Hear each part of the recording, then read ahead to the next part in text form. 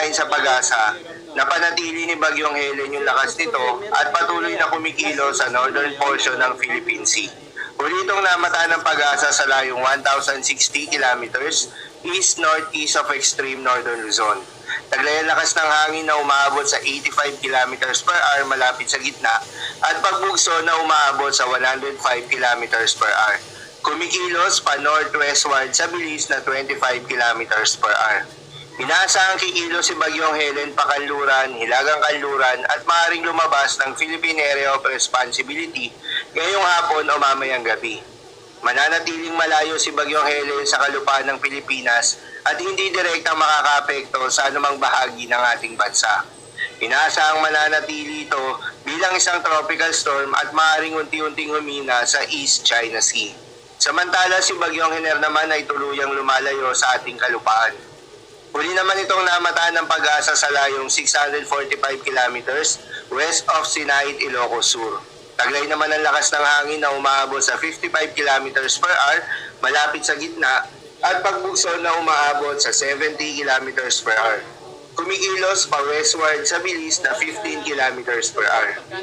Sa labas ng Philippine Area of Responsibility, magpapatuloy sa pagkilos pakanluran si Bagyong Hener sa West Philippine Sea at patungong Vietnam.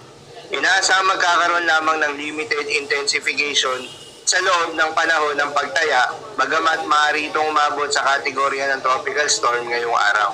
Ang dalawang nasabing bagyo ay patuloy na hatakin o palalakasin itong hangin habagat na siyang magdadala ng mga pagulan sa malaking bahagi ng ating bansa.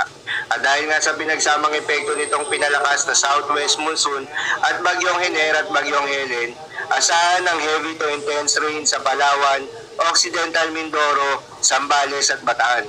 Habang moderate to heavy rains naman sa Metro Manila, Pangasinan, Batangas, Cavite at nalalabing bahagi ng Mimaropa. Bukod sa mga pagulan, asahan rin ang pagbugso ng hangin na dala ng pinalakas na southwest monsoon sa may Zambales, Bataan, Pampanga, Bulacan, Metro Manila, Calabarzon, Mimaropa, Bicol Region, Visayas, Zamboanga Peninsula, Northern Mindanao, Caraga at Davao Region.